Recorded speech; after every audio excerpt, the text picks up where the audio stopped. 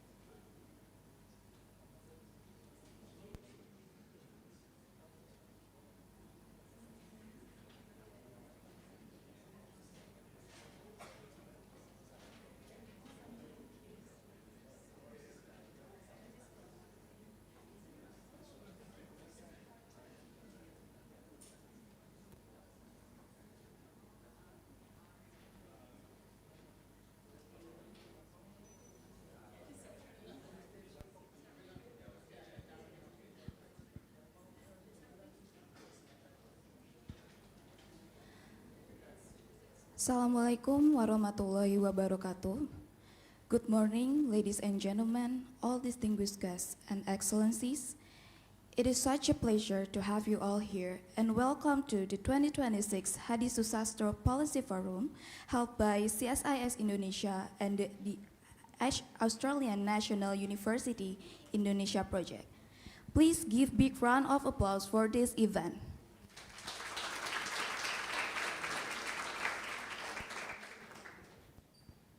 Before we commence this event, allow me to introduce myself. My name is Fatima Azahra and I will be your host for today. To begin our event, please join me in welcoming Dr. Yose Rizal Damuri, Executive Director of CSIS Indonesia, to deliver his welcoming remarks. To Dr. Yose, the floor is yours.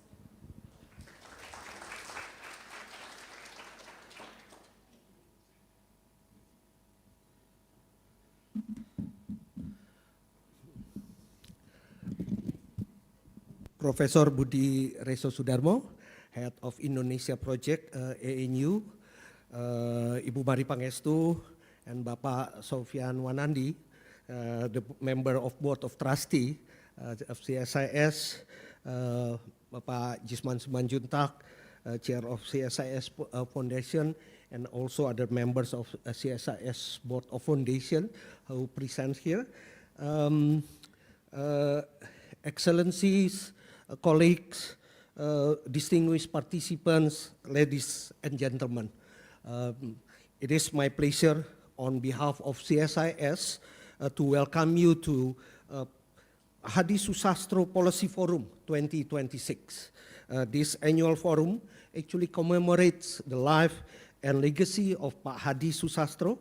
Pak Hadi, as we call them, was one of the co-founders of CSIS and one of the most distinguished Indonesian economists whose ideas continue to shape policy debate both in Indonesia and also across the regions.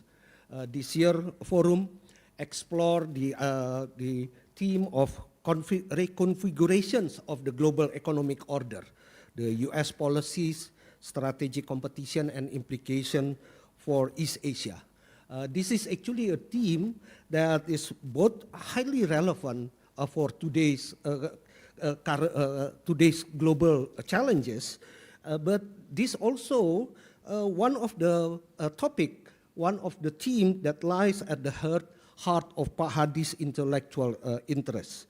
So we are deeply honored to have Dr. Narongchai Aksaranee to deliver this Hadi Soesastro lecture this year.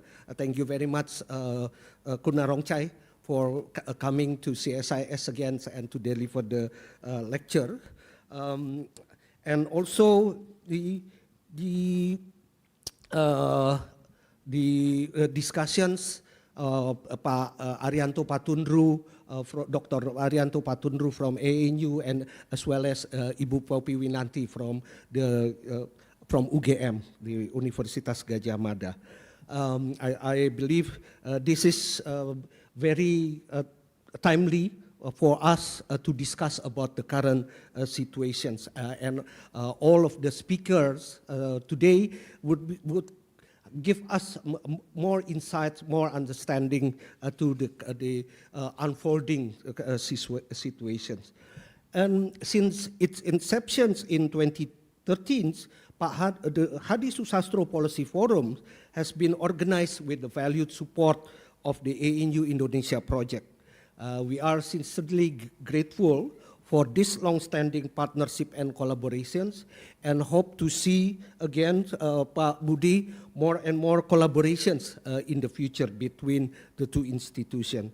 So I hope you enjoyed today's lecture and discussions, and hopefully they would also help us to understand, give us more insight and understanding to the changing global situations, how we should respond to it. Again, thank you very much for your participation in today's forum. Thank you.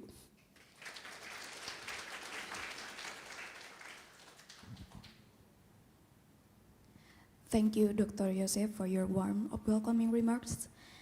Next, please join me in welcoming Professor Budi Resosudarmo, head of the ANU Indonesia Project, to deliver his opening remarks. Professor Budi, the floor is yours.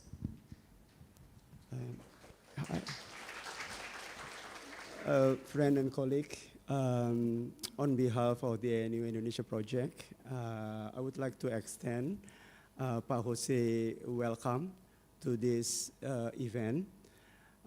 Indonesia Project is very grateful having the opportunity and being allowed to collaborate with CSIS in conducting this event.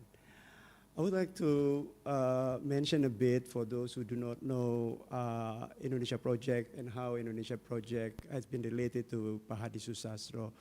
So Indonesia Project in general is a research center at the Australian National University that try to contribute, if we can, to develop a better policy for Indonesia. This will be through research, so there are about 50 academic in ANU that work on Indonesia, and there were about 60 PhD students, Indonesian PhD students in our university. We conduct research, and we trying to develop policy. And the other bigger part of our activities are disseminating this research output together with other research that's available around the world so that it could be exposed to Indonesian society. And in this effort in which the strategize on how we could actually disseminate the research output to Indonesian society, we receive a lot of input from Pak Hadi, the way that we develop a network, basically mimicking how Pak Hadi developed his network in Indonesia. And the way that we develop various lectures are mimicking what CSIS has been doing a long time before we do this activity. So we are very grateful for the support that Pak Hadi and the contribution that Pak Hadi has given us so that we could develop. By now the project has been 60 years ongoing. It is renewed every 4 years, and next year we will be fighting for the renewal of the project. And we hope that we could keep doing so, and we could keep contribute to Indonesia and collaborate with agencies such as CSIS and others. Now, please enjoy one of the activities as one of our flag activities in Indonesia, the Hadi Soesastro Policy Forum, with the goal to initiate more discussion on the topic that we present. Broad topic that we typically pick is about Indonesia and international community. Again, thank you for coming and enjoy the event.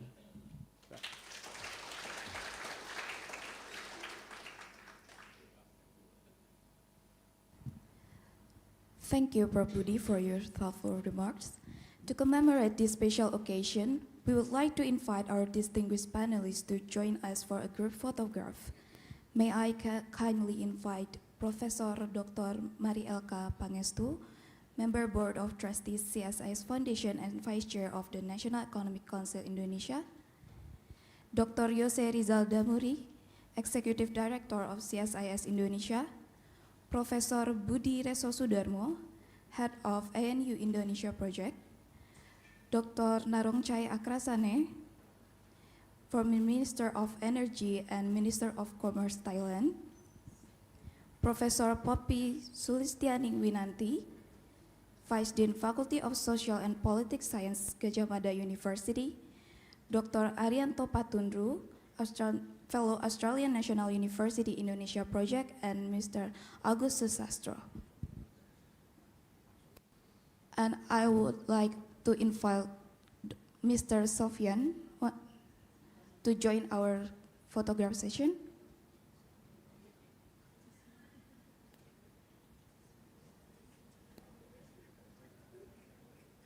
And Prof. Jisman.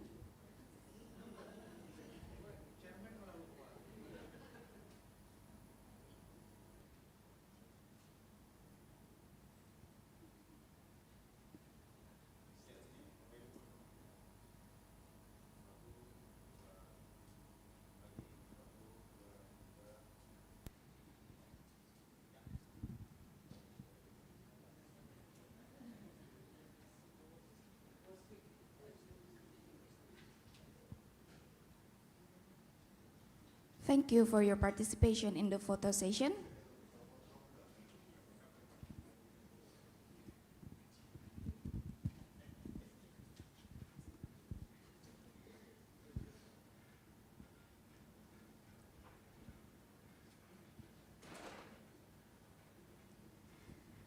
Ladies and gentlemen, we have now arrived at the highlight of today's program, the Hadi Soesastro Policy Forum Lecture.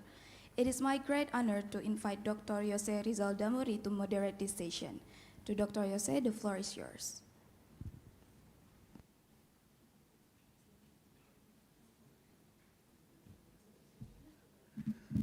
So here I am again, not giving you a welcoming remark, but rather to introduce our panelists as well as to, of course, to our main speaker for today. But before that, before I introduce Kun Narongchai, Dr. Narongchai here, I'd like also to talk a little bit about Pak Hadi Soesastro. Because as you can see here, this is the Hadi Soesastro Policy Forum, and I think I also already mentioned during my welcoming remark that we start this policy forum since 2013. Many of you in these rooms, I think, knows Pak Hadi quite well, and that's why you come here also attending these policy forums. But for those of you who did not have the privilege knowing him during his very long times contributions to the public policy debate, I can say that Pak Hadi was one of the Indonesia's most respected economists and public intellectual. He was widely admired not only because of the depth of his intellectual clarity, but also because he has remarkable broad understanding to the public policy discussion, public policy debate during his lifetime. I bring with me a collection of his short writing, short articles, and you will see the articles in this book discussing a very broad range of topics, from economic development, macroeconomy and finance, energy, security, technology, as well as political economy, both here in Indonesia as well as in the regions. But one thing quite stand out, actually, if you read this book, there out of 69 articles, there are more than 25 of them actually talks about regional integrations, economic globalization, as well as ASEAN and also Asia Pacific, including APEC, for example. This topic has always been in Pak Hadi's interest since long time ago, and I have privilege to work with him also in this area. So from the privilege of working with him, I can say that he was a firm believer of stronger regional and global integrations, not only in the economic areas, but also in politics, security, and put people-to-people ties. And that's why I think, knowing him, Pak Hadi would be quite concerned, perhaps, even perhaps a little bit frustrated by the directions of today's global economy, by the directions of today's global dynamic. For several decades, as we know, the international economic systems was built on a broad assumption that economic openness with strong multilateral rules would produce shared prosperity and reduce, and that will reduce also the risk of conflict. And East Asian economies basically have benefited a lot from these globalizations and also from this integration. Countries such as our own country, Indonesia, Dr. Narongchai's country, Thailand, as well as Malaysia and Vietnam, and many others have built their growth strategies around trade, investment, and regional production network. But things, as we know it right now, started to change since more than or around a decade ago. The global order is still there, but it is still it is under growing pressure, and the pressure is mounting a lot nowadays. Say the pressure comes from a geopolitical rivalry, for example, from the pandemics, from the technological advancements, from climate change, and many more aspects. The recent conflicts in Middle East, as you know, show us how fragile the current economic arrangements to all those factors. Yet, rather than reforming the system to meet all these challenges, many countries have increasingly chosen to bypass it, turning instead to unilateral actions, protectionisms, and narrow strategic interests. And we are going to discuss about it today, because this is, again, as I mentioned, this is one of the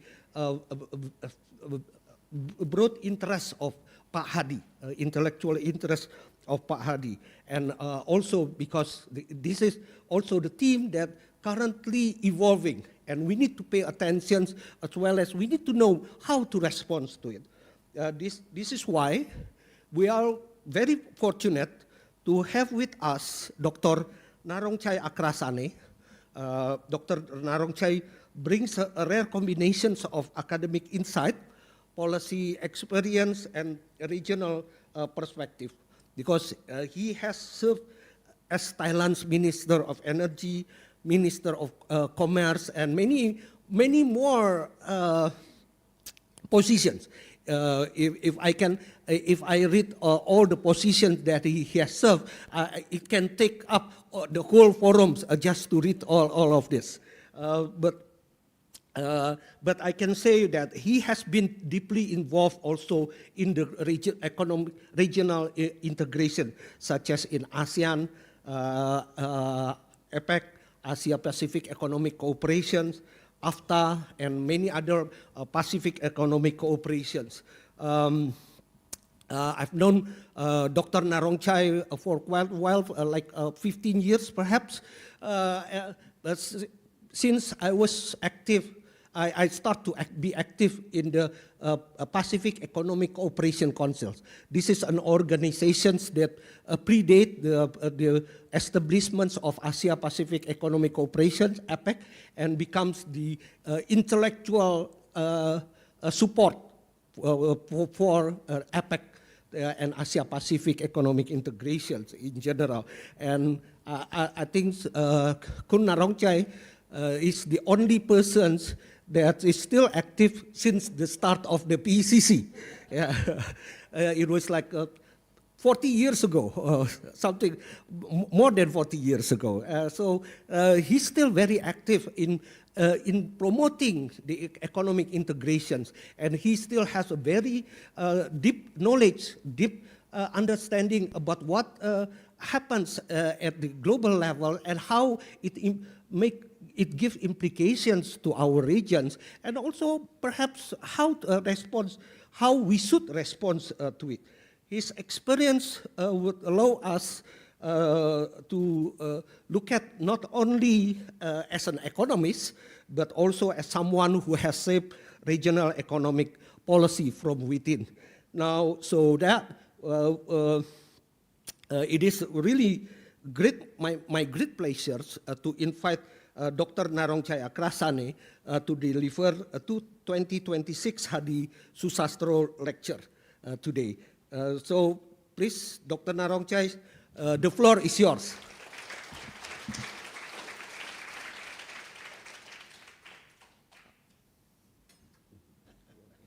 Please. Boy, what an exciting introduction. I used to be exciting like that. Good morning, ladies and gentlemen. So happy to be back in Jakarta. Haven't been here for a while. Used to come a lot, especially during the ASEAN AFTA time and during the APEC period. Having worked with many person in this room, not just work, also play. Where's Pa Willem? Yes,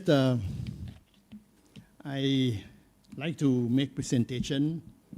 I use the title for the lecture, Is Asia's Strategic Role in the Volatile Global Order?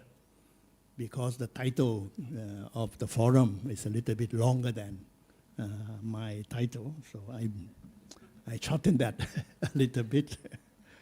And the presentation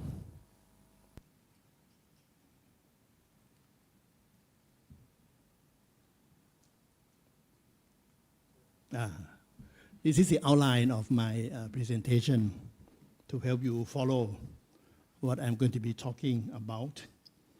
I will first introduce myself in relation to Hadi Soesastro in a way that you would not hear from somebody like Pa Jose. And of course, the definition of East Asia that we are talking about, covering what area. Then I will explain the formation of global order and East Asia, very much led by the US.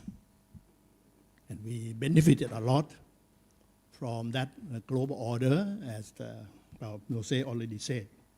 Then I'll explain how the global order is turning volatile, again because of the US. They are now destroying what they built. And finally, I like to offer my views about East Asia's strategic role. I call it a la Hadi Soesastro, guessing. If he were still around, that would be the kind of thinking that he might have. Guessing, because I thought my thought and his thought were the same. So that would be the last section. First one, I show you this picture. Please take a look. Please take a look closely at the picture. You see Hadi on the left-hand side, 1945 to 2010. That's when he passed away. Then myself, 1944 until I don't know how long. At the middle, this is the most important. This is an artwork given to me in Bangkok when he returned from Vietnam, I think to Indonesia, but stopping by in Bangkok. And he carried this large artwork. It's a lacquer wood work. If you do not see closely, please come up and take a look. I hang this artwork in my private study. In my private study like this. My desk is here and his artwork is there. It's been there more than 10 years. And you know how serious I am about study, so I'm always in that chair. Every time I look up, I see his work. And I think the artwork explains a lot about the person. As George Bernard Shaw said, if you want to understand anybody's soul, look at his artwork. Because if you look at the mirror, you only see yourself. I call this the artwork Humanista Erotica. You can search Google and see what is the meaning. It means that Hadi was a very humanistic, but also erotic. because if you look closely, it's about a lady feeding her baby. How more humanistic you could be, thinking about a lady feeding her baby, breastfeeding. But the way she was doing it was quite exciting. So I think that represents what Hadi Soesastro is. I always try to understand, like Pa Yusuf Wanadi, he's not here. I look at his artwork, his house and elsewhere in Ubud and so on. I think he is a humanista egoista. So these are the kind of people, that I advise to you when you want to understand a person. Look at his artwork. Picasso is definitely a reflection of how erotic he was. Van Gogh, reflection of how troublesome he was, in his life, and so on. Anyway, this is how I know Hadi Soesastro so well for so long, as introduced earlier. Now, going back to business that we have, East Asia. The assignment given to me was about East Asia. I include mainly Northeast Asia and Southeast Asia. In fact, I have wanted in my life to expand Asia to include also the Middle East. When I was in Dubai a few years ago, I suggested to them, why don't you leave Middle East and return to West Asia? But now with the fighting like that, I don't know whether it's possible. So this is the coverage of our conversation today. Now I go on to talk about the so-called global order that we have. In a very short summary of the global order. In the early 2000, from the whole of 1990s and up to 2000 and early 2000, I think I would characterize the global order in three terms. Number one is liberal mission. That was started from the time of, if you may call, John F. Kennedy inauguration speech, promoting the liberal mission, more democratic, more human rights, supporting. If you go back and listen to the tape of John F. Kennedy speech, you would find how he wanted to see the global order shape. I remember that very well because I was working for Voice of America at the time. I was 17 years old at the time, and I had to distribute his speech in Thailand on radio and also on paper. I got paid 500 baht a week for working Voice of America. Now Donald Trump closed that office that I like very much. So he hurt me. He has hurt me in many ways. One of which was destroying my first job organization. Second is open economic order, globalized, integrated world market. Third, rule-based multilateralism, international institution and international law. Those were the characters of the global order that we experienced in the 1990s up to 2000 and beyond 2000 a little bit until maybe 2008, 2010. How did we come to this global order? And this is the subject of our discussion. It's all about the US leadership. The US was so strong in promoting this global order in many, many different ways. The ideology, liberal democracy, and market capitalism. I remember so well, how they got involved with the Vietnam War and getting us to fight with them, not because they did not like Vietnam, but they did not want Vietnam to be communist. They lost so many lives doing so.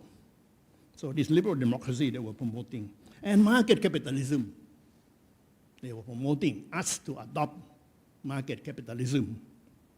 Many of us, after the Second World War, had state enterprise, state capitalism, or socialistic kind of economy.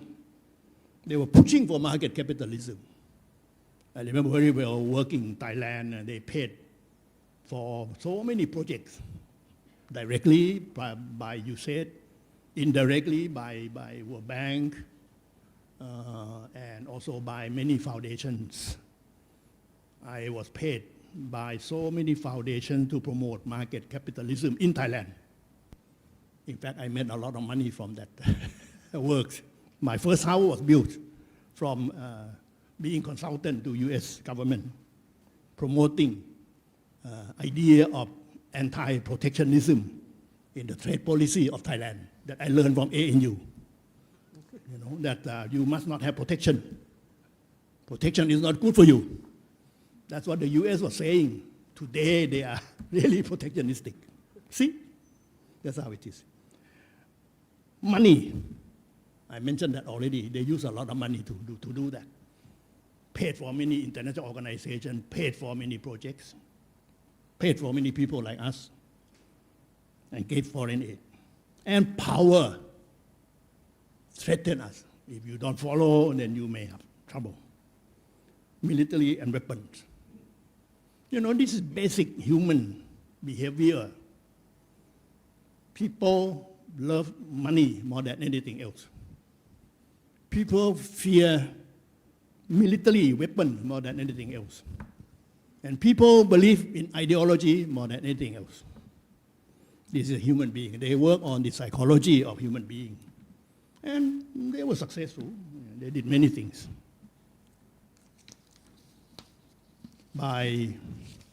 You can see, use a number of organizations to deliver all these basic mission that they were advocating. World Bank, IMF, I used to work for the World Bank. Marie was working for World Bank also at one time. UN family of institutions. In addition to paying just subscription, they also paid for so many projects under the UN family of institutions. WTO, they pushed for WTO. They pushed China to join WTO. They already did. It was scattered before, until WTO was set up. ASEAN, you recall ASEAN, how it came about? It was SITO before, modeling after NATO. It was to be against communism until 1967 that we agree among ourselves, Tuntanat Command, having this meeting in Bangkok and initiating the idea of setting up SITO. Also financed a lot by the US. And when we were having the Bali Summit in 1975 and Kuala Lumpur Summit in 1976 after the Vietnam War, they actually financed the study on economic cooperation. And we used that, for our summit. Plus the idea about promoting AFTA and ASEAN study and so on. It was a Ford Foundation that financed my work to set up ASEAN Research Unit, Economic Research Unit, at ISIS in Singapore. So you can see they're behind it. And the APEC. The APEC, initially it was, Yose said, we had meeting in Canberra in 1980. That was the first one, suggesting the idea of having something like APEC. It did not succeed. We had another one in Bangkok, supported by the US, but by Japan and by Australia. Then became PEC, and after on became APEC, 1989, 1993. CPTPP from 2018, ASEP. They were not as active in ASEP, but they used to be active in CPTPP before Trump came along. So you can see that all these organizations, very much supported by the US in order to have the so-called economic order that they thought would be helpful, and we thought would be helpful. Many of us came along with the idea at different times. I showed you the timeline of when we joined in this this kind of global order. Japan was the first, of course, because of the World War. Prime Minister Yoshida at the time, and MacArthur, General MacArthur, wrote the Constitution and also worked on destroying the cyber suit, making cyber suit became more publicly owned rather than family owned. So very liberal. You see the pictures from the 1950s of Korea, Park Chung-hee. You see Taiwanese. And Lee Kuan Yew, of course, is very much along that line. For us in ASEAN, we came to join this a little bit later, depending upon us which one. We had General Sarit, who staged a coup d'etat and adopted all kinds of American advice works. But Suharto here, I think I recall the time when the Harvard group was helping President Suharto doing policy works in Indonesia. I met many of them here. And the Ford Foundation, I think, financed a student from here to go to Berkeley. That time we had the Berkeley Mafia. They were not frightening people at all. I don't know why they call them mafia. But they were very much included. Marcos, the father of the present one. Interesting, Suharto is father-in-law of your present president, and Marcos is father of the present president. The dynasty, politics still goes on. Pak Mahathir. China came along later, 78, 79, after Mao Zedong passed away and Deng Xiaoping became the leader. And you could remember, if you go back and look at the series of news at the time, how Deng Xiaoping was so much welcome in Texas. When he came up with the word, it doesn't matter what color of cat, as long as it catches mouse. It means, socialist, capitalist, doesn't matter if it makes the country successful. India was very much against this market capitalism. Nehru used to say, market capitalism is a form of colonialism. No, until 1991. I recall the time when I started visiting India from late 1970 and during the 1980s. Indian economy was so terrible. Nothing you could buy, nothing you wanted to buy. Not just because the quality was bad, but the process of buying anything was so troublesome. You have to go to this desk, that desk, in order to pay for whatever you want to buy. It's all government owns. But 1991, they changed. I think the US was behind that. Because there was Asia Society meeting in Delhi. Exactly on the day that this policy was announced. And I was invited to go to that meeting to learn about this new Indian policy of market capitalism. Finally, the GMS countries, Laos, PDR, Myanmar, Cambodia, Vietnam, also adopted market capitalism after all the economic trouble, or the political trouble that they had at that time. So I can say that all of us adopted a certain degree of democracy, adopted market capitalism with, of course, state intervention here and there, but much less than before, less than what we did earlier. And what happened? Jose mentioned this already. You see how much we grew, how much our economy grew. I recall the day when I started working on East Asia, Southeast Asia. I can tell you all, younger people, younger generation, you're lucky to be born later than me. We are much wealthier than before. You may not agree with me, you're not rich enough or something. But look at how GDP went up. All this is for all of us, for the whole Northeast and Southeast Asia. Look at trade value. But the problem with the trade balance, huge positive, of course, mostly China, but a lot of us also. Thailand has so much trade surplus for so long, until maybe this year, no. See, so the way that we follow this so-called global order, economically, we gain a lot. Which is a part of the problem the US wanted to attack, wanted to tackle, and wanted to attack us. I mean, some of us. But if you go back a little bit, you will understand why the US got angry, why certain Americans got angry.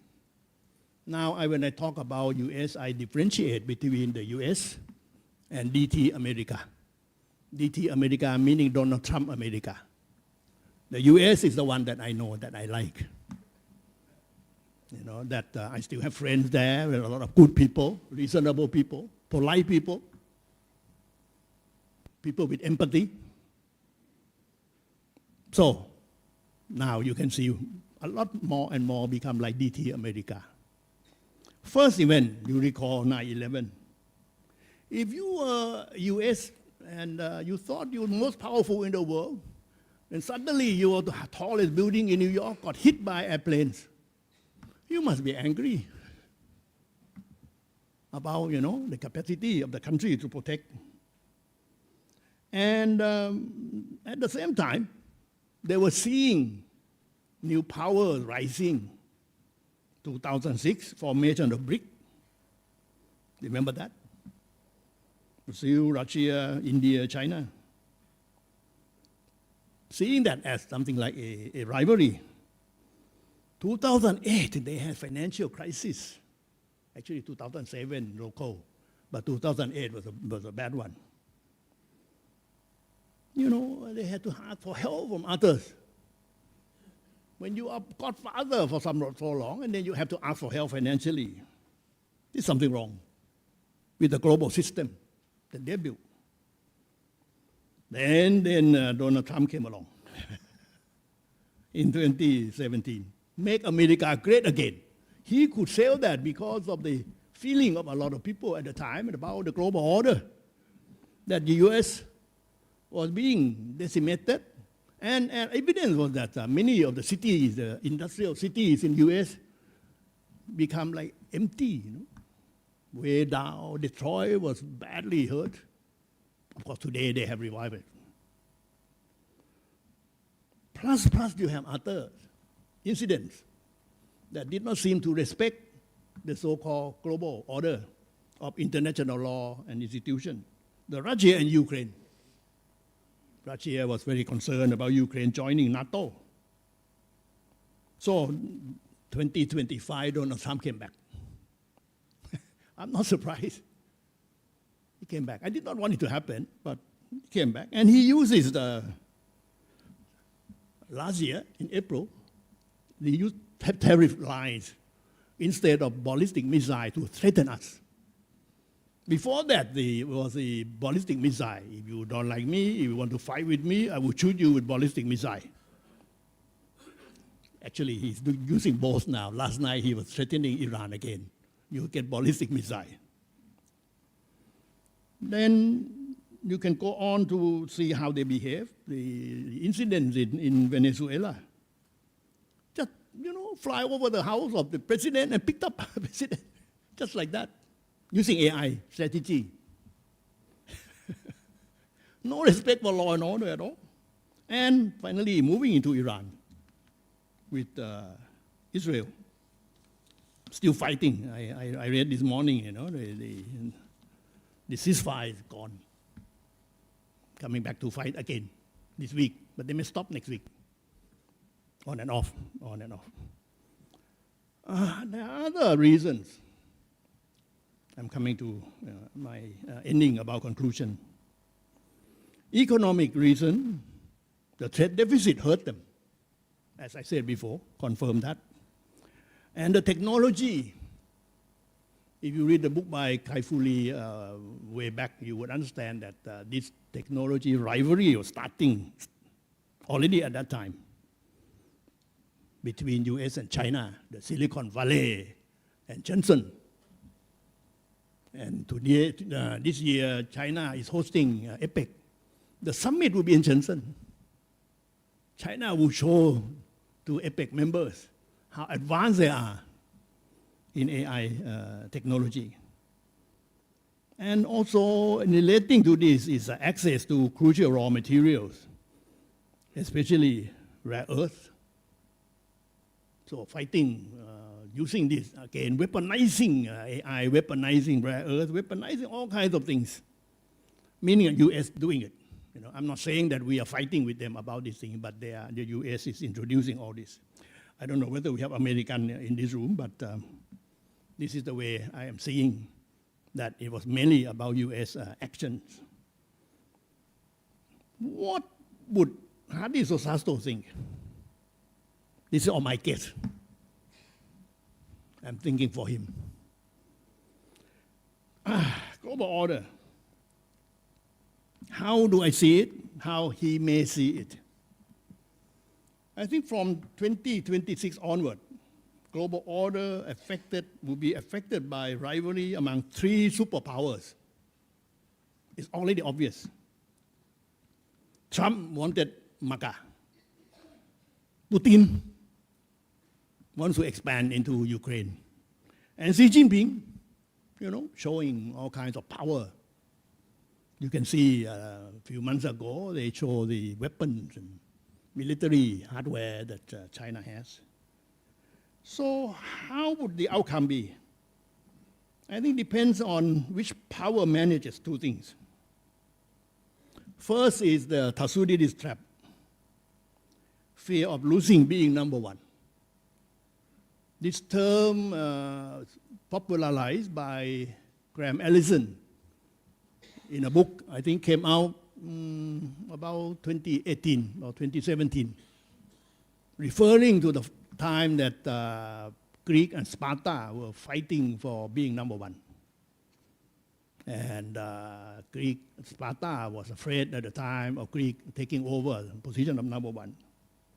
And interestingly, when Trump was visiting Xi Jinping, he said, please don't worry about the Thucydides situation. Warning Trump, I do not want to be number one. Please be quiet, Mr. Trump. I don't want to be number one. I don't think he means it. I think he wants to be number one. But, in politics, you have to say that kind of things.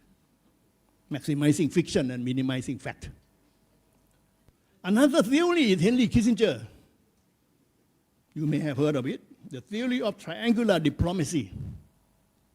This was when Henry Kissinger used to get US to join China against Russia in 1971-72 under Nixon.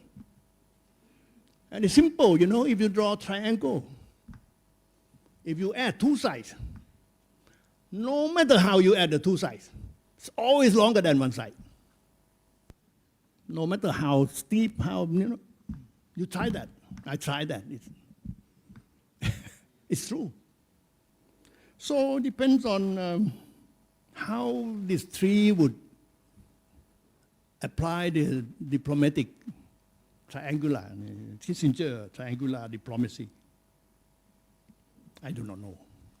You see Trump talking to Xi Jinping, you see Trump talking to Putin, you see Putin talking to Xi Jinping. These are the three men who are to decide our future. Then other things, this is what I like. That is what I think would happen. First, this is what I heard from Robert Lighthizer in Hong Kong last year when we were having seminar with him. If you don't remember, Robert Lighthizer was USTR in the first Trump number one. He said openly to us. In fact, Marie was asking him a lot of questions, He cut her short. And he said, the global order failed the US. Just like that. Meaning that they do not want to accept this global order anymore because they failed the US. It's not US failed the global order. This is the kind of mindset. And the current USTR man is his deputy under Trump 1.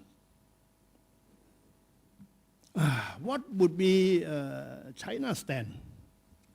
I think China's stand is about enhancing tech capability in military, in digital and AI, plus bio to match the US.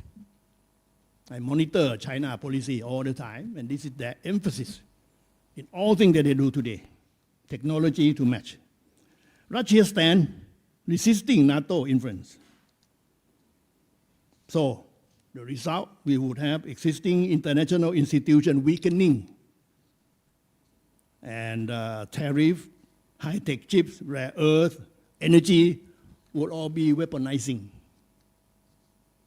Plus, finally, transnational and multipolar world. That's what we will have by this founding. Finally, last one. Then we can have discussion. This is for Southeast Asia. I I am a positive thinker. You know, I have worked for Southeast Asia for so long, and I see things that I would like to see happen. Things that Hadi may want to see happen in East Asia. I think we have more wealth and power now. We should support global institutions and rules. We should continue to pay for the expenses of this organization and finance some of their works which are worthwhile in healthcare, in environment, in so many things that they are doing. I think of China, Japan, Korea, they're so advanced in innovation. I think they would lead very well in global industry 4.0 that we are in today. We are second to none with the three countries. Also, I believe cooperation for energy security by means of electrification through renewables and SMR should be top priority for us. The ASEAN Summit in Philippines adopted that already as energy security. And finally, for ASEAN centrality would help solidify East Asia and Asia's strength. Energy security, we should work with Russia. We are, and we are visiting, we have a meeting with Russia just 2 weeks ago. For ASEAN manufacturing, cooperation in managing China manufacturing spillover, in production and distribution. I tell you now, distribution already overwhelming us in the last few years, but now we get production. We have companies from China moving to ASEAN, moving to Thailand, moving to Vietnam, moving to Indonesia, to escape from China's rules and regulations. One thing that they came to Thailand, I asked them why. They said that they could buy chips from anywhere. They could not buy NVIDIA chip from China, so they moved to Thailand.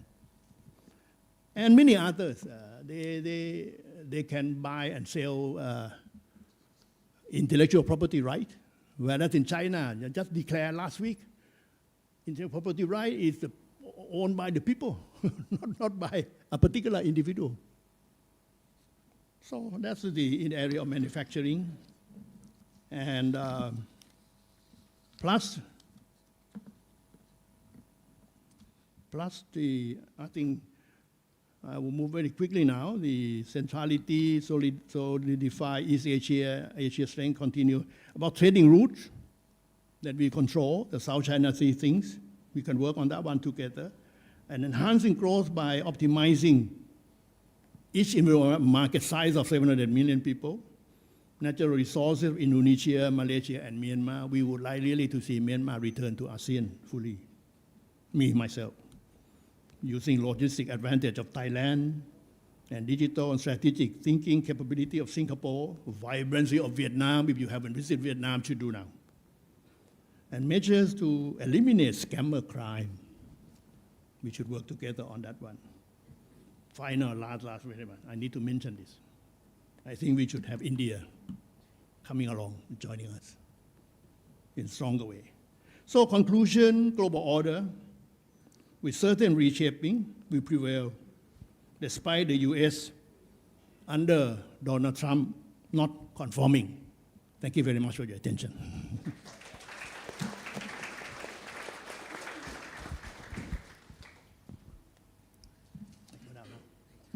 Oh, sit here? Okay.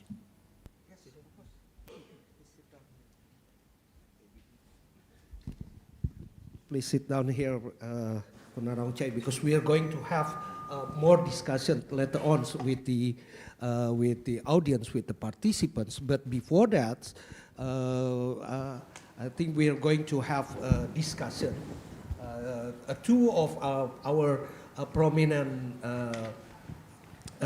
academics will join us later on. But I think you are really, this is a really good historical take perspective on how the global economic order, global economic arrangement has actually been built during the last 80 years, yeah, and how it evolves basically. Then it is really interesting that you also put the U.S. into the center of this global economic order. And I believe this cannot be denied, and we all agree with that. Well, the question is now how, after the US changed their policy, they changed their positions, how we should respond to it. Maybe later on we can discuss about it. After we heard from the discussion from two of our two prominent academics from Indonesia, which is I'd like to invite also Pak Arianto Patunru to come to the stage here to join us, as well as Bu Poppy Winanti from University of Gadjah Mada. Pak Arianto Patunru is from the Australian National University Indonesia Project. Yeah, please join us here. And putting the U.S. into the center of this global economic orders, it reminds me to a book actually I'm reading currently. The title is Our Dollar, Your Problem. It's actually a book from Kenneth Rogoff, one of the macroeconomists, but the term actually came from John Connolly, the 1970s U.S. Treasury Secretary, and it encapsulates the idea that the word actually need to bear the implications or the consequences of the dollar that U.S. creates and spends. Although actually the book that I'm reading currently argue that it's not always the truth or always true, because the U.S. also need to be also bear the implication and the consequences of their dollars. They cannot just spend all their dollars easily. And I think that's what the Robert Lighthizer also felt when he said that the global economic order failed us, because they built this kind of global orders in the interest of the U.S., and we have to bear the consequences to it. But it turns out the global order also failed them. So I think this is quite still very interesting, but not only very interesting, but also very important for us to know more about it, and again, as I mentioned before, how to respond to it. With that, I'd like to invite Ibu Poppy perhaps first to give your view on the Pak Narongchai or presentations, as well as perhaps to share your insights on this very important issue. Please, Bu Poppy. Thank you, Pak Jose. It is an honor for me to be invited here, thanks to CSIS. It's really an honor because I can see prominent people here, Pak Sumadi, Pak Rizal Sukma, and Ibu Ina earlier. So thank you so much, and Pak Budi as well. It is a pleasure for me to hear Dr. Narongchai Aksaranee's speech. I think your speech captures the current geopolitical and geoeconomics kind of dynamics. I cannot agree more with what you say, that the current global political order is currently can be regarded as multipolar, fragmented, and highly competitive. We see that this is kind of characterized by the active dismantling of the post-Cold War US-led international system. You mentioned earlier that the Western-led global order under the US leadership, which relied on kind of liberal democracy, market capitalism as its ideology, and was supported by the financial power and the US dollar, foreign kind of military kind of capacity, has been now is weakened and shifted what you mentioned as the more volatile kind of order.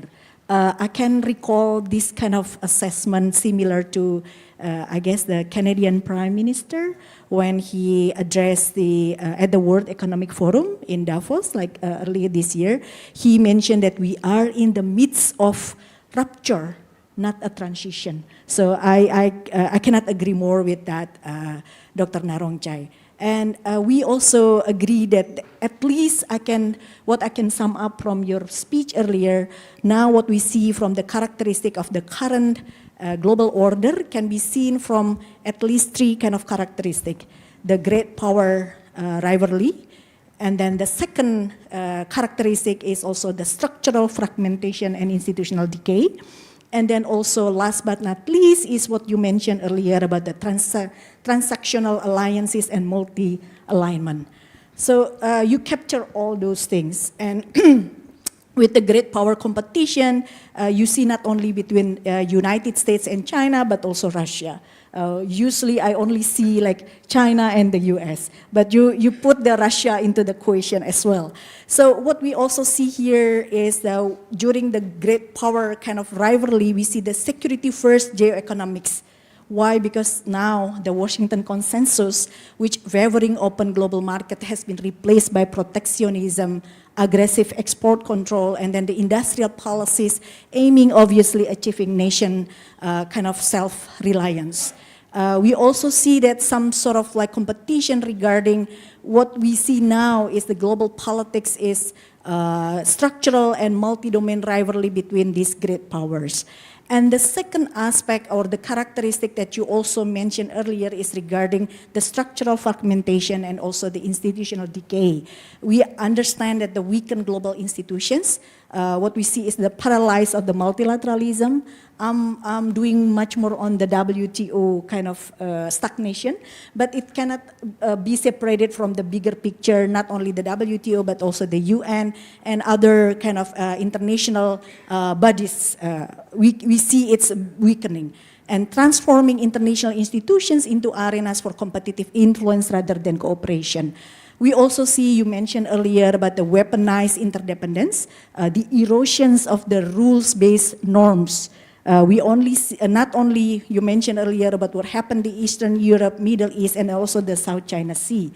Last but not least, the characteristic that you mentioned earlier is the transactional alliances and the multi-alignment. This is where we see how then the response from the other countries responding to the current situation in the global political context.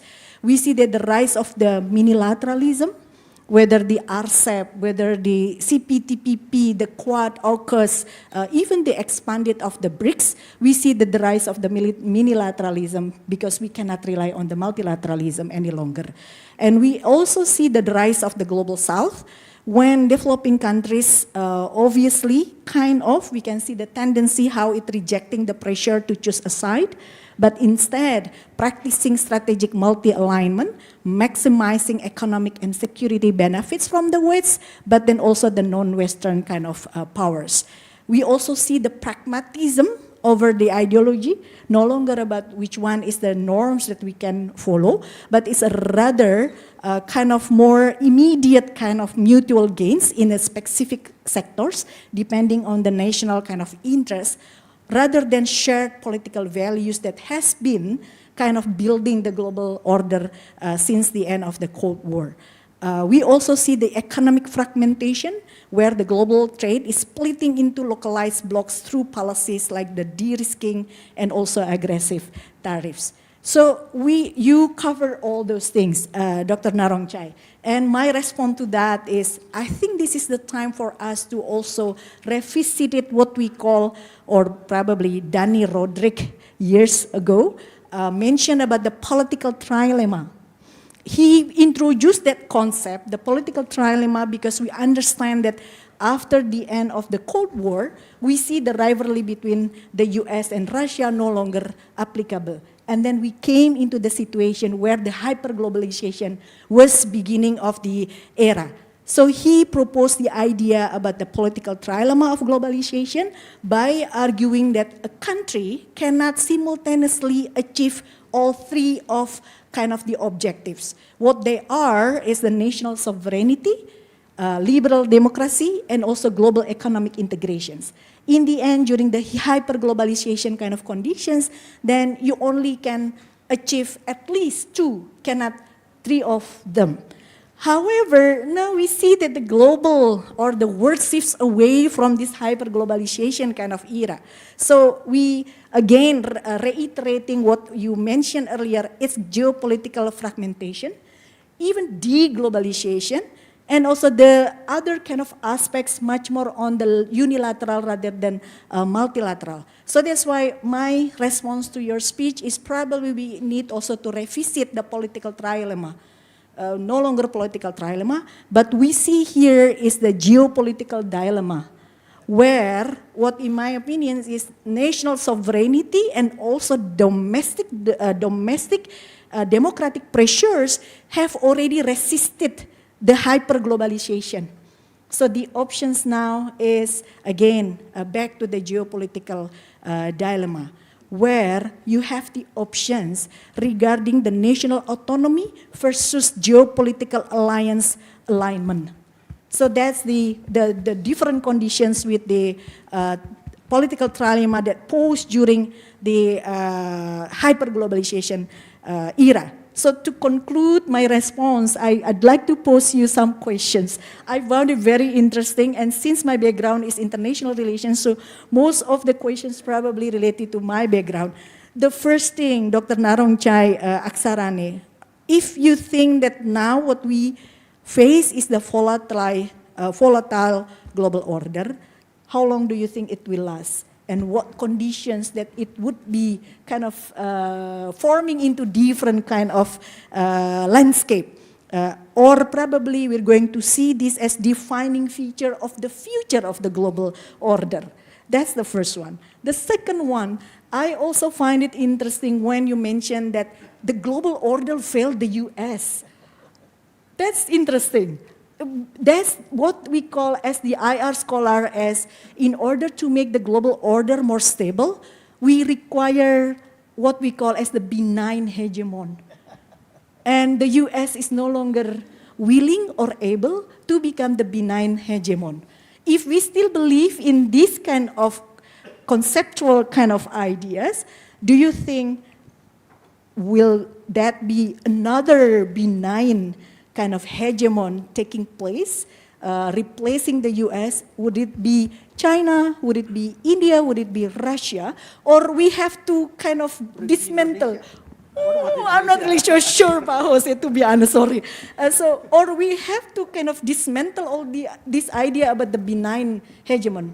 Or probably this idea is no longer applicable in this kind of volatile kind of situation. And last but not least, I guess I'm also interested in, again, back to the US situations. I think what happened now cannot be separated from the situation domestically in the US. I mentioned earlier that the national interest and also domestic democratic situations in certain countries, especially in the US, has also put us into this situation. So do you agree with the current assessment? So we need to bring domestic politics back again into the IR context. I guess that's all from me, Pak Jose. Thank you so much. Okay, thank you very much, Bu Popi, not only for your discussions, but also because you posed some questions to Dr. Narongchai, and that makes my task easier, much easier. I don't need to think about questions that I need to ask. But I think it's quite interesting that you see how this kind of situations already evolving. Also, you agree with Dr. Narongchai, but you also have some thought, and perhaps we can also discuss it later on, and how we already moved from a trilemma to the dilemma. That totally different situations. I think that's a really a good concept, good perspective on how to see the current situation.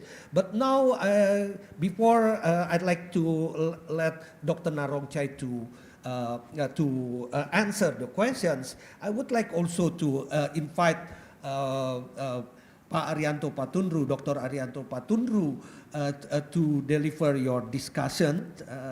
on this issue, and perhaps from a more economic perspective. Yeah, Poppy already start from the IR perspective. Now we are going to hear from the economic perspective more. Please. Yeah, thank you, Pak Yose. Honorable guests, ladies and gentlemen, thank you very much for this opportunity. It's always good to be back in this building. It reminds me of good old days, Yose, when we were students. Yeah. I rely so much on the library here because at that time we don't have Google, we don't have digitized journals, so I always come here in the library in this building to find data. Did you also come to CSIS for Pak Hadi's class? Yes. I also remember that. I was going to mention that because I took a class, I think that was trade seminar course with Pak Hadi, and because it's so far from Depok to here, sometimes Pak Hadi asks us to have the class here in this building, and a couple of other classes with Pak Jisman and Ibu Mari as well. So I love this building. Anyway, so my talk is on mostly focused on strategic autonomy, but don't worry, as Pak Yose mentioned, because I don't know about politics and international relations, so I'm going to focus on economic perspective. I thank Dr. Narongchai for reminding us that East Asia actually emerged within an open global order. But this order, as Pak Narongchai mentioned as well, it is becoming more volatile, transactional, and security-driven. So I think the natural question there is how can Southeast Asia preserve openness while building resilience and productive capabilities? Okay. So to sharpen that question more, I'm going to ask how should Southeast Asia respond when trade, technology, energy, and investment are increasingly politicized or weaponized, if you like. I try to also elaborate on this question as well before hearing Pak Narongchai think about it. First of all, the region is not simply choosing between the US and China, of course, but it is trying to preserve a policy space while staying integrated into global value chain, regional production networks, as you mentioned in your presentation as well, all these emerging bloc, RCEP, and others.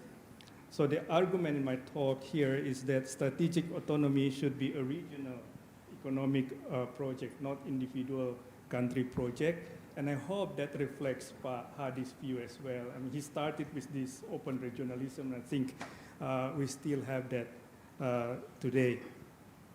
So this is how I organize my thinking.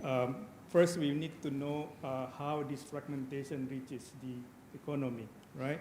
So the way I look at it is that they can come from trade policy, as at least in this current era, mostly from trade policy, either tariffs that create trade diversion, and then you have export controls, technology roles, and those factors that can go to firms, affect the way they behave, the way they respond.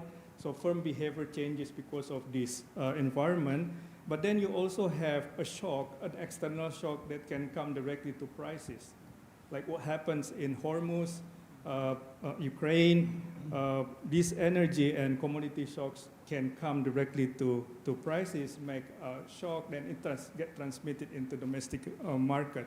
And then the policymakers have to respond, right? And macro setting, either monetary policy, fiscal policy, trade policy, and now increasingly industrial policy as well. So these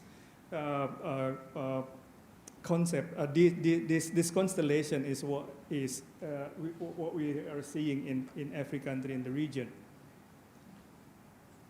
So I think Indonesia is a good study case for this.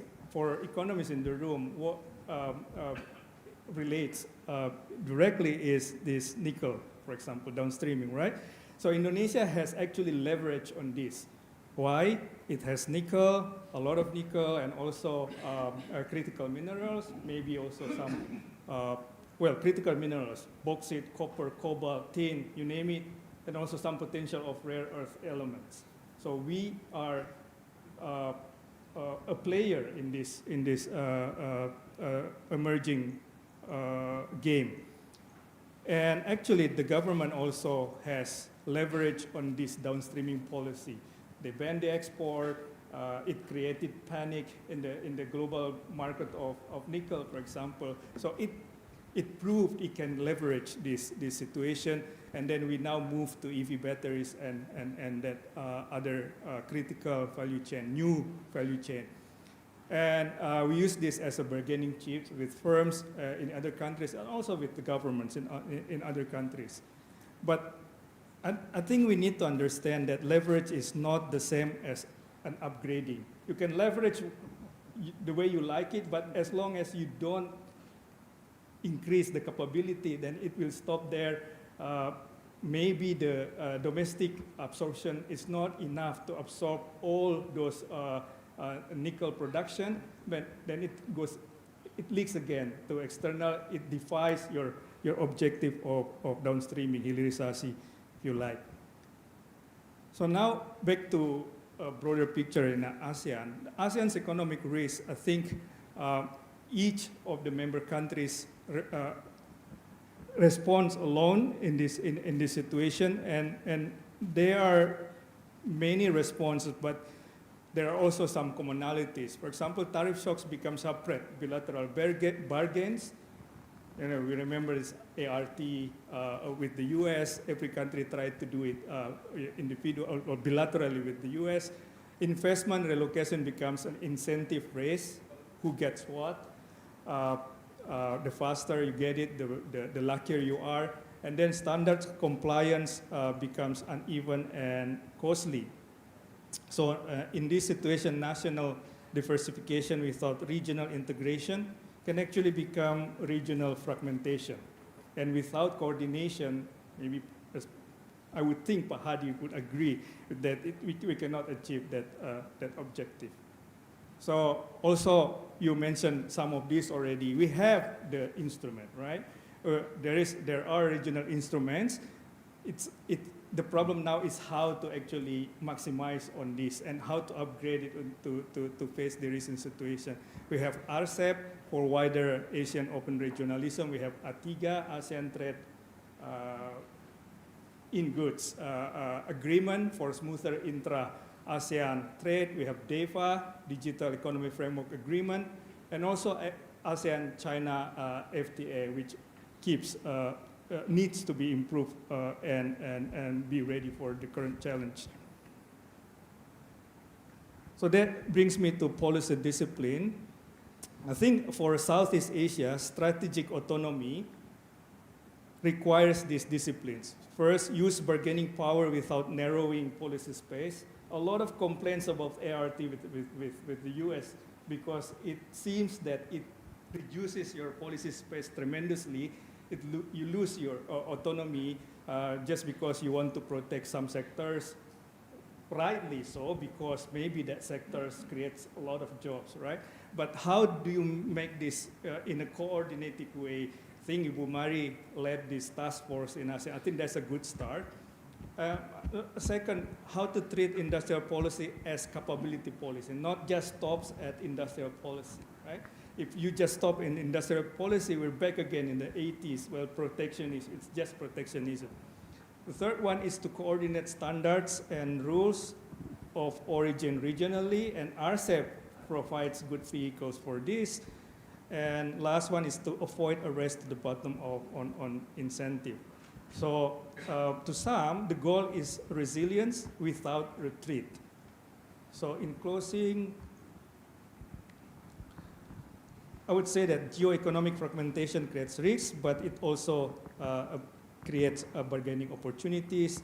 The challenge then is to use those opportunities without retreating from the open regionalism that has underpinned East Asia's success. And strategic autonomy is valuable, only if it builds capabilities, preserves openness, and strengthens regional bargaining power. And I hope Hadi would agree with me. Thank you. Okay, thank you very much. Thank you very much, Pak Chok, for a very interesting takeaway in this, to discuss about what Dr. Narongchai also already delivered during his remark. And it's quite interesting that you mentioned about strategic autonomy. Many of us think that strategic autonomy need to be done at national level.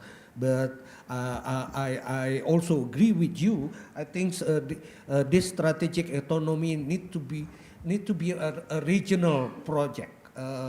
Need to be done cooperatively with others, especially in these regions, rather than conducted individually, because it would be very costly for us if all of us, every nation try to have their own strategic autonomy, and it would risk the regions to become more inward-looking and becomes more protectionist for these countries. So before I move to the question and answer from participants, I would like to give opportunity to Dr. Narongchai to respond to perhaps some of the questions directly addressed to you, as well as to the general discussions from our two discussants. Yeah. Please. Thank you, thank you. I will be brief. I am a positive thinker, always. You know, that's why I live this long. Actually, I believe in the outside pressure that would create changes that I like. You know, and we had before the outside pressure of opening up in terms of economy in the 1960s and 70s, with all kinds of measures applied at the time, including GATT negotiation. And because of that, we had AFTA. We liberalized, trade among us. When I came to negotiate on AFTA, I had to negotiate with Pak Hatato. You may recall him, Pak Hatato. He did not talk very much, and unlike Prabowo, talk more. Pak Hatato said, Dr. Narongchai, Indonesia, no free trade, no free trade. But see, with all the pressure from outside, after that 1 year, that was 1991. In 1992, we agreed on AFTA. And 1994, Indonesia hosted APEC, announcing the Bogor Goal, opening up all kinds of things. So that kind of pressure led to change. Now we have another pressure coming from the US. Again, thinking about it, and having observed this for over the last several years, Trump 1 and Trump 2, what I have seen is that country was actually responding mainly to the US, not against each other, not among others. We were negotiating only with the US, and we did not come up with barriers against any of us. We still continue to trade. And if you look at the data, actually, last year, trade went way up. Under Trump, trade went way up. And the US deficit continued to go up. I think that's a lot because of businessmen wanting to make money. And I am also in business, and there's no love greater than the love for money. Every month I look at my bottom line, when it's positive, I smile. When it's negative, I cry. So this is what we are seeing, we are finding way to navigate against whatever US is doing. Of course, the result is that higher cost. And the poorer, the lower income people suffer. Like, for example, the energy things really having effect. So our strategy should be really to minimize the impact on cost. That's why the ASEAN Summit in Manila, last time, announcing this energy security and food security cooperation. And these are the things that we can do together. So that's one thing, which I agree with you very much, that we can do together. Look at energy. Thailand has surplus a refinery. Huge surplus refinery. We export refined product, but we import crude. Singapore also has surplus. So with the cooperation in energy, we can minimize the impact. Food also, we can do that. Another positive thing that happened was the spillover from China. When China was responding to the US, actually a lot of Chinese companies, they don't want to make less money, so they come here to make money. So in the sense that I feel we are still able to manage the US. Then it comes to the question of how long would the US be this benign hegemon and so on. And at the moment, they're not benign, they're crazy hegemon. If you study history of the world, things never stay there forever. When it goes to the maximum extreme like this, Trump has 2.5 years to go. There's a rumor that he may go before that, because the past history in the US, all radical president would be assassinated. I don't like to happen, of course, but it may happen. So I think there's a lot of reasonable people in the US, and they will become not as strong as before, which is about the time that they should not be that strong. Imagining having so much debt. If you are a business person, if you have lots of debt, it's terrible. You're an underdog with the banks, I used to be a banker. I like to feel good about, creating debt for my customer. But when I am investor, now having debt with banks is terrible. And the US has so much debt. How could a heavily debted country be so powerful? How can a heavily debted person be powerful? It's impossible. It's impossible, If you look at the size of the public debt in the US, of course, the dollar is still being used because of the liquidity of dollar in the world, because the people want it for transaction, for precaution, for speculative, and so on. But if you look at the long-term bond yield today, how were they able to manage this kind of new debt that they need to create? So definitely before my passing away, U.S. power will become weaker. And I see that China definitely will become much stronger. I monitor China all the time, I think they're very powerful. Now also I see Japan is becoming more military-like. I met a scholar from Japan 2 weeks ago, and they explained to me how Japan is becoming more and more and more military-like. By defining this constitution say that they can only have defense, military. But they change the definition of defense into defending at home, defending other, defending, and now they're doing it now, you see. So the new question for IR in particular, how economic, you have business people doing things, responding to market forces. But when it comes to military, power, China economy is so powerful.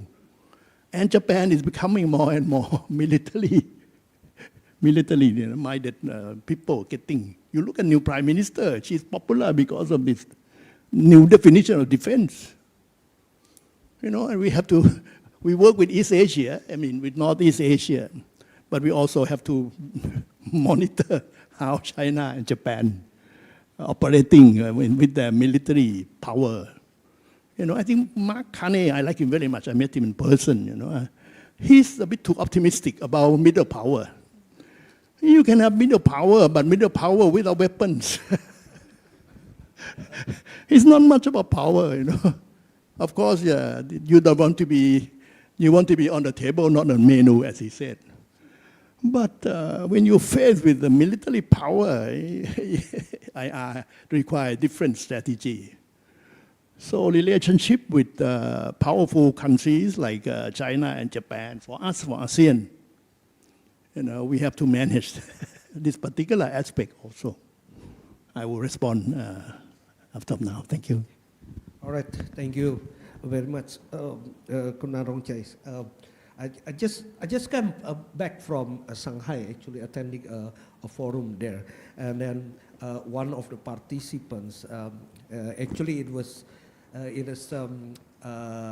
Professor Titinan from Chula, yeah, from Chulalongkorn in Thailand. He asked that why don't we see East Asian countries to create barriers to each other? Yeah, I responded by explaining about all these kind of arrangements and so on and so on. But I think your response, your answer is much better and to the point. It's about money. Yeah, it's about money and about prosperity in these regions, and because we realize that the cost of fighting to each other would be very hard for all of us in these regions. So with that, I'd like to invite all of you to, if you have questions or comments related to the theme that we're discussing today, please.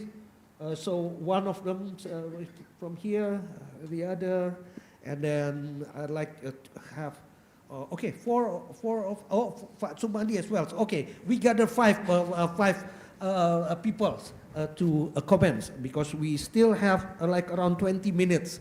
So we do have time for 5 people to ask questions. Please, Doni.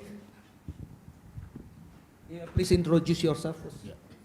Thank you, Yose. I'm Doni Nariopo. I'm from Iria. Just one point before I start asking the questions, because this is about event to honor Pak Hadi. Acho forgot to mention that our student Pak Hadi too in the past. Every time we go here for his lectures, we always get lunch. Exactly. And it is free, and it is very high quality. I don't want to continue. Okay, so thank you, Dr. Narongchai. So 2 questions, and one, I guess I have to ask this because this is, again, even to honor Pak Hadi. I understand Pak Hadi is one of the believers of ASEAN centrality. So given all of this geopolitical fragmentation, geoeconomic fragmentations, how do you see the future of ASEAN centrality? Will it survive all of these chaotic things? Or, in fact, it will get stronger? Okay. So that's one.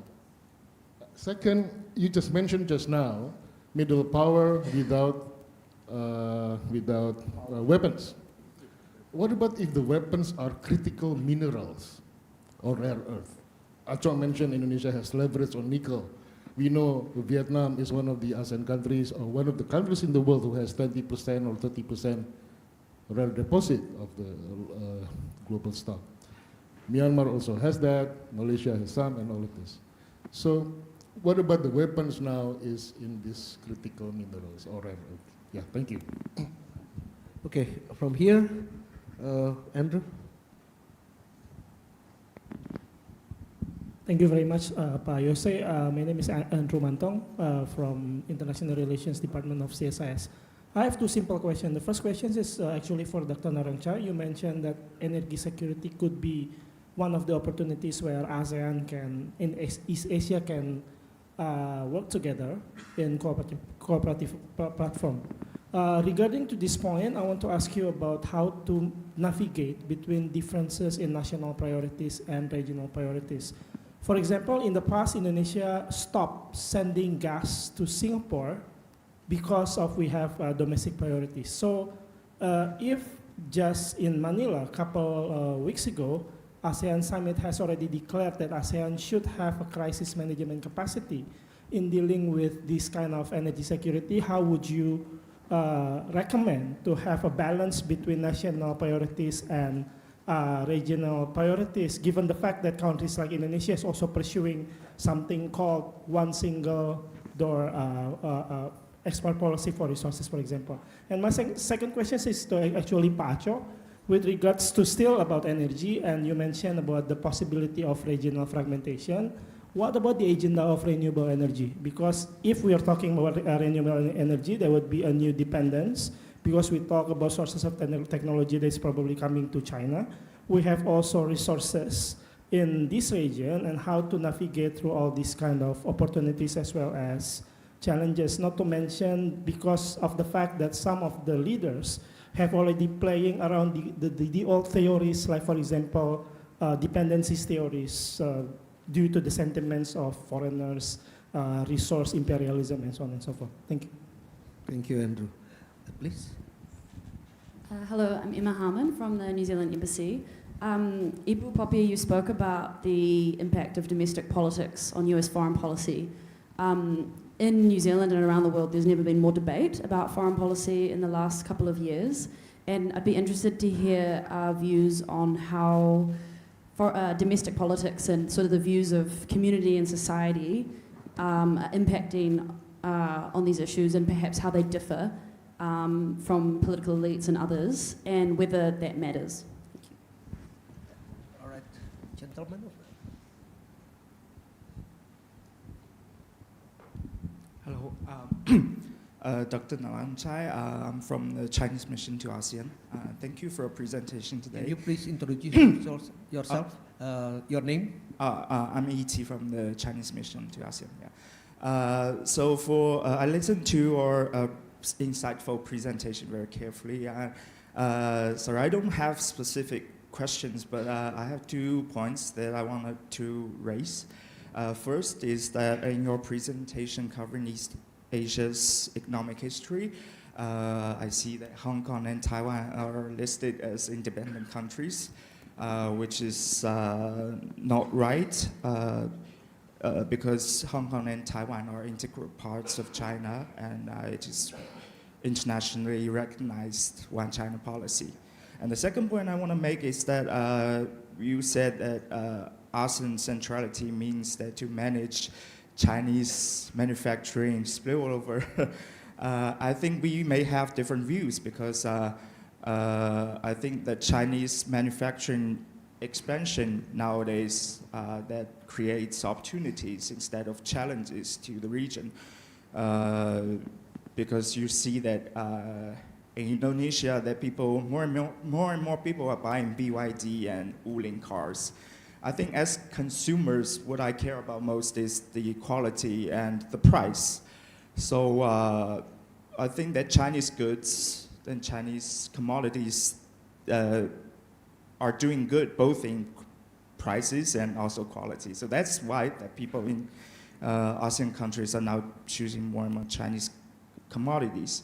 So I think that it's, that China-ASEAN FTA 3.0 now creates more opportunities for the region, that we must adhere to multilateralism and deepen our cooperation under the framework, rather than to set up barriers against each other. Thank you. Pak Sumadi. Thank you very much. Very interesting to listen to speakers, especially Dr. Narongchai of my generation. I was there when we created APEC, and how now I realize how time has passed. You know, I would like to just get what call it concise, formulated opinion from the speakers on the things that perhaps I captured in a rather concise manner also. You know, Now, with this, all these tensions, competitions, and all these chaotic words, if we ask people from political side, the most important principle that they always mention is sovereign equality. And this, in this kind of situations, the operationalization of this principle, as mentioned by Arianto Patunru and so, the most used terminology now is strategic autonomy. So, being an Indonesian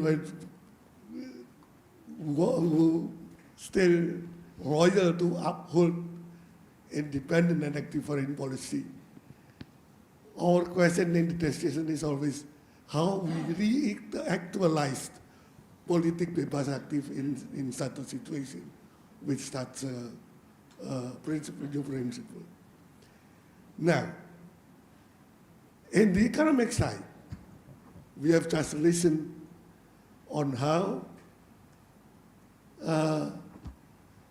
interdependence, if the political side independence is being underlined, in the economic side, interdependent is everybody want to preserve that. So this is something which is rather difficult to reconcile. Now you have, for instance, supply change, you have a value change, which in my mind at least, is still very difficult to reconcile between the two, between supply side and value side. On this, how if you could Narongchai back to the government, what will you recommend to the cabinet to harmonize or reconcile between the need of political strategic autonomy and the economic interdependence that we have to, and this, I would like to finish this question by stating the fact that at the time when political and economics are getting more and more intertwined. Thank you very much. Okay, so now we have questions and comments from 5 people here in this room. I would like to ask Dr. Narongchai to address them, either each of them or well, I will or try to make it as logical as possible. Yeah. The easiest one is from China. Just for your information, I have a BYD Denza as a car. I like it very much. Now I order another one, Great Wall Motor Way model. Is about to be delivered when I go back now. So yes, I like Chinese products and I benefit from it. And since I have been using Alphard for so long, I could not give up Japanese. So, I also have Alphard, a new one. And I tell you the price of Alphard and the price of Great Wall Motorway is half and double, But I'm willing to pay for Alphard. In our mentality, we still, think highly of Japanese products. But now the price of Chinese products are so attractive that, we have to share our love between China and Japan. No, when I talk about the spillover, you have to understand also that in addition to the distribution spillover, and that's the consumer products, consumer goods. That affects the local industry negatively, quickly, you see, because quickly. Local producer cannot adjust quick enough to compete with Chinese-made products. But now the new spillover is manufacturing. We have Chinese company moving to Thailand. Ooh, so many of them, it's unbelievable. And they're leaving China because of the rules and regulations that apply to them. They come to Thailand to make money, you see, because they love money more than country. Unlike yourself, you may love your country more than money, but I talk to a lot of businessmen, they love more money than country. And also Taiwanese also move to Thailand, Vietnam. Again, because they're afraid about, what will happen to the rivalry between US and China and how would that affect Taiwan. We have Taiwanese companies coming in this kind of spillover, effect. So now I'd like to address the energy security question, which is relating to also other areas about economic and politics and so on. And finally, I'd like to talk about ASEAN centrality. Those are the things. Energy security, you have to understand, I'm sure most of you do. Energy is the most political commodity on earth. I was Minister of Energy, I did so many things because I'm an economist. And I became so unpopular. I got my photo burned in the public, asking government to get rid of me. Because in energy there are 3 A's. And we have to prioritize among the 3 A's, which one first at what time. To me, I would emphasize availability, number 1. Affordability, the second A, number 2.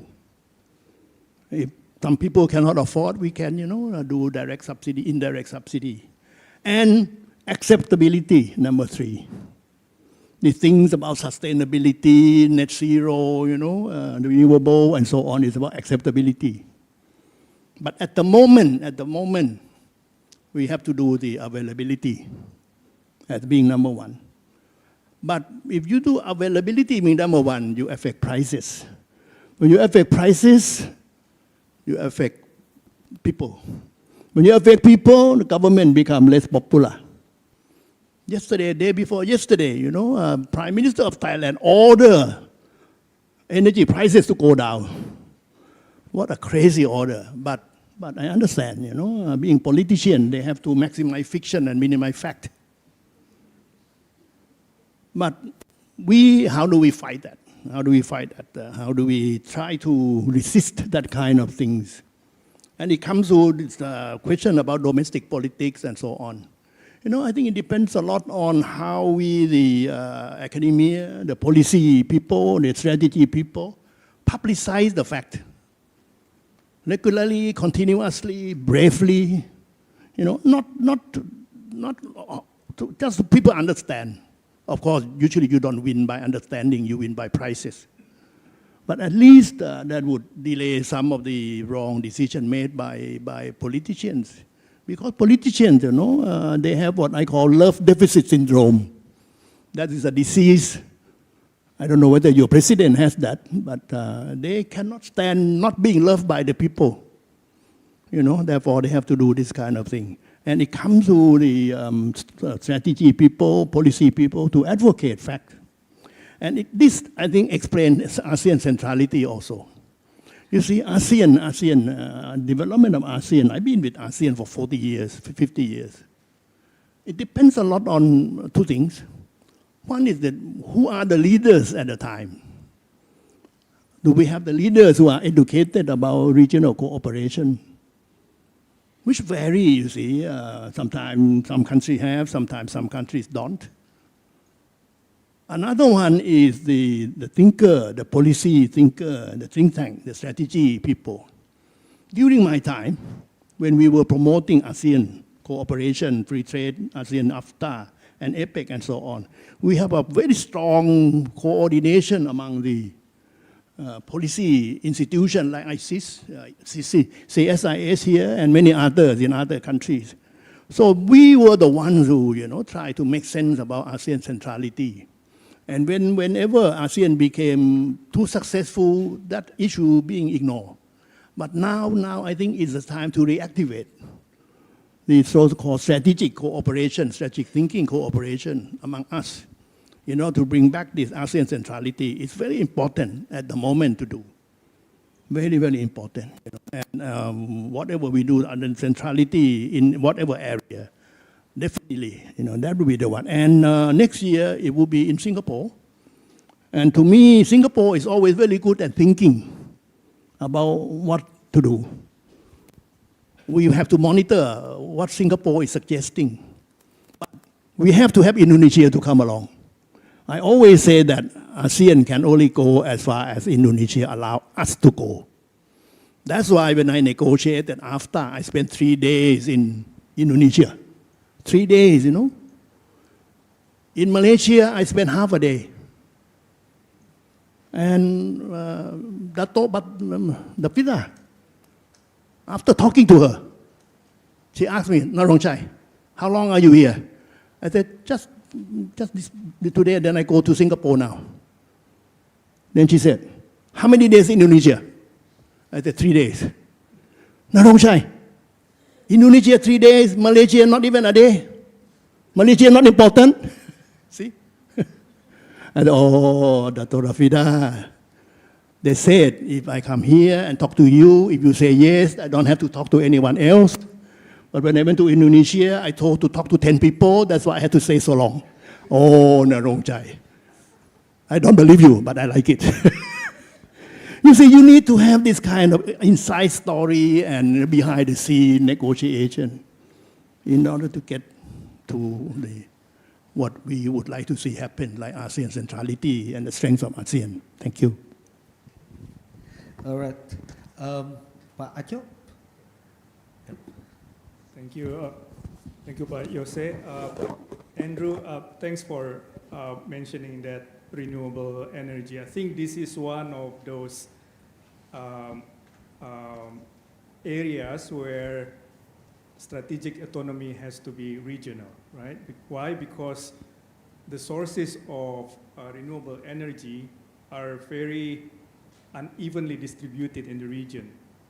Vietnam might have strong potential for wind and solar power. Indonesia may be geothermal. So what we need, of course, Pak Budi is an expert on this area. But I can think of two things, right? First is a power grid integration. There has been some talk about ASEAN power grid integration. I think we need to move forward and then try to make it happen. And secondly, on the trade front, I think we need to make the market less distorted. I've heard that,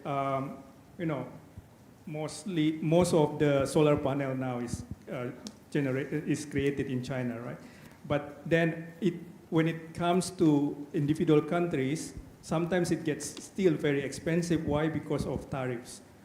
So if you can remove those trade barriers, I think many more households can afford to have their roof have a solar panel as well. So two things, grid integration and less distorted market. Or just comment a little briefly to Donnie's question, ASEAN centrality. I think RCEP is an example of that, ASEAN centrality, right? We have all ASEAN countries there, plus China, New Zealand, Korea, and Japan.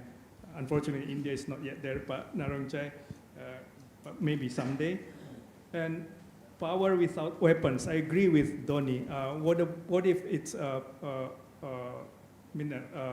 critical minerals? What if it is rare earth elements that get weaponized? And it happens already, right? It's proven. We still remember, maybe the very first story about this is the Senkaku Island incident, when there was this accident close to Senkaku Island in Japan territory, and then China punished Japan by weaponizing their rare earth export to Japan, and Japan got hit. Japan economy got hit, and then we see this increasingly used today. So again, back to ASEAN centrality, I think this is what we want to avoid, using resources to weaponize. Of course, every country might have potential of some kind of choke points. Some people said that Indonesia actually has choke points in nickel. Maybe, but then you can just stop with just having nickel, right? You need to convert it in something more useful, EV battery and things like that. But when you want to have EV batteries, it's not just nickel. We read in the news 2-3 days ago that some technology already have very good non-nickel based battery, which crashes Indonesia's dream to become powerhouse and EV battery. So these dynamics, we have to keep close eye on it, but also coordinate in the region. I think that's all I want to, I'm just agreeing with Pak Sumadi so that now it's economic and politics really intertwined. Again, back in Yose and my student days here, Pak, geoeconomics is not even in our vocabulary. But now, even economists talk about geoeconomics, geostrategy, and things like that. We have to, unfortunately. Okay, Bu Povi. Thank you, Pak Jose. I think, thank you, Ibu Emma. I agree with you, and thank you for sharing New Zealand's kind of experience. Following up on that, I guess, despite the fact that the domestic politics affect the global order, probably applies to all other countries, why it matters for the great powers, again, because their potential to become the hegemon. And once used to be they were the benign hegemon, now no longer benign. That matters for the global order, as we can see now. I would like to also respond to Pak Sumadi. I guess the idea about the Indonesia's free, independent, active foreign policy, to be honest, Pak Sumadi, I'm a bit kind of pessimistic with that, with the reasons, because it requires, I agree with Pak Arianto mentioned that it also, now we will see more like strategic autonomy, but it requires other things, including legitimacy domestically, Pak Sumadi, which now, in my opinion, our Indonesian foreign policy kind of weaken and then, do not have what we call as the legitimacy domestically, let alone it will be applied kind of Indonesia's role in the global context. That's my response to Pak Sumadi. Thank you, Pak Jose. Yes, it passed 12 o'clock already, so we come to the end of our today's forums. I'm not going to summarize it because we have very rich discussions this morning, and I believe all of you also learned a lot from our discussions. But let me put it into 2 points what we have discussed so far. First, that our discussions this morning remind us that we are living through a period of very profound change, unprecedented change. But this global economic order is under the reshaping period. But I like what Dr. Narongchai conclusions in your PowerPoint, that the global reshaping would prevail despite the US under Donald Trump's not conforming. So we're going to see how this will evolve. And the second point is how the East Asia should respond, because it is challenging, but it also opens up a lot of opportunities for these regions, for the countries in these regions, and how to take up the opportunity. One of them, perhaps, what Acho also already mentioned, the strategic autonomy. But this kind of strategic autonomy need to be done at the regional levels with the strong cooperation as well. And finally, I think also today's discussions have resonated deeply to what Pak Hadi is thinking. and as Dr. Narongchai also already explained, discussed a lot in his remark, his speech. Pak Hadi would have would expect to have this global economic order to reshape in a good way and still have cooperation spirit inside it. And that's what I think East Asian countries also need to do in the future.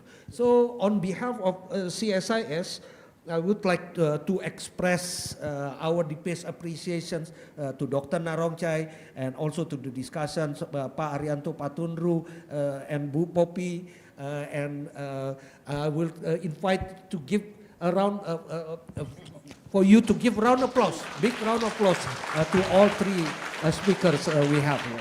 So with that, I'm going to give back to the MC.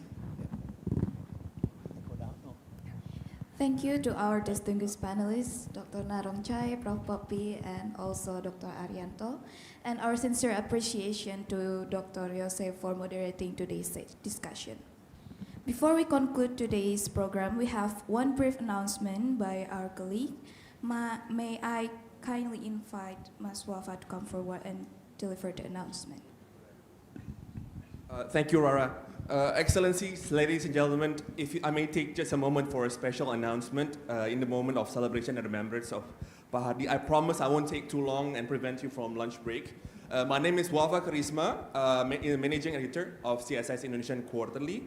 In the spirit of Pak Hadi Soesastro, CSIS continues to innovate and adapt, not just in our research, but in how we present them. We are proud to announce that the Indonesian Quarterly, our flagship policy publication, running since 1972, has now been relaunched as a digital policy magazine, more accessible, easier to read, and sharper in our focus on Indonesia's most pressing strategic issues. The magazine will be published quarterly, the same way the journal had been, and we continue the tradition with a new modern look. In a crowded space, we strive to squeeze in, produce, compete, debate, rather than merely consume. Please do visit the link and scan the QR code in front of you to access the publication. We will keep this up as we go to break, and you can feel free to scan while you're on break for lunch. Thank you.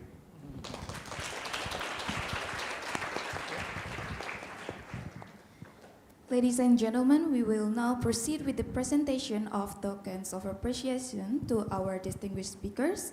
May I kindly invite Mr. Narongchai, Prof. Poppy, and also Dr. Arianto to stand in front of the stage.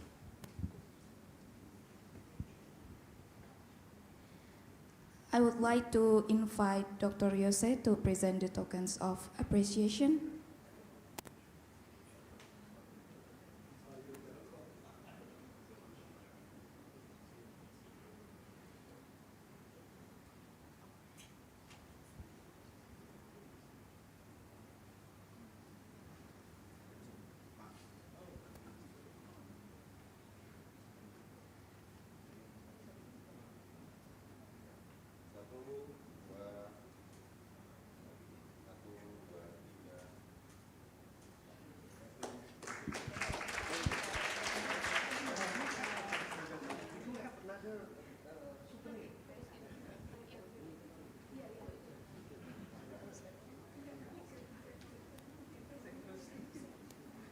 We also have one final acknowledgement to Dr. Narongchai as our main speakers for today. It's a peacock from Indonesian craft, a very beautiful one. And it's not only because it's beautiful, but also you can see the peacock beauty actually comes from the feather. All the feathers becomes harmonious to each other, and it resembles the regional cooperation. Regional cooperation. This is the regional cooperation.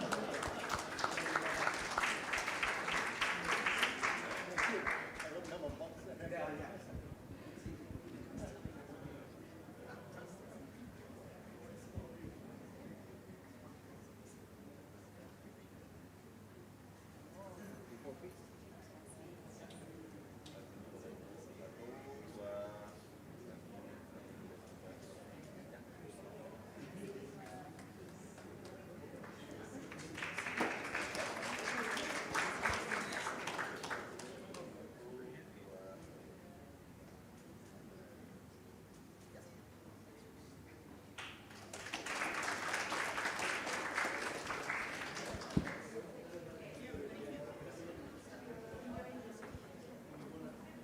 Thank you so much for the token of appreciations. Ladies and gentlemen, we are now nearing the conclusion for our event. On behalf of CSIS Indonesia and ANU Indonesia Project, we would like to thank you once again for your meaningful participation in the 2026 Hadi Soesastro Policy Forum. After this, lunch will be held at the pre-function area in front of the auditorium. See you at next year's Hadi Soesastro Policy Forum and have a great lunch.